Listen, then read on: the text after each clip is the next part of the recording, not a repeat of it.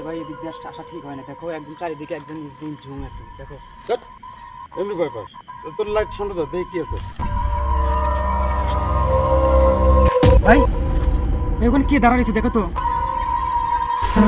এই ধরা, দেখো ভাই, ওটা তো আমার বন্ধু বাদল মনে হয়।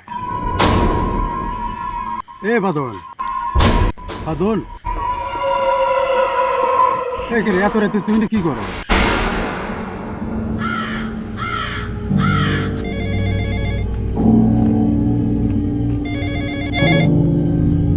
হ্যালো, হ্যাঁ কে?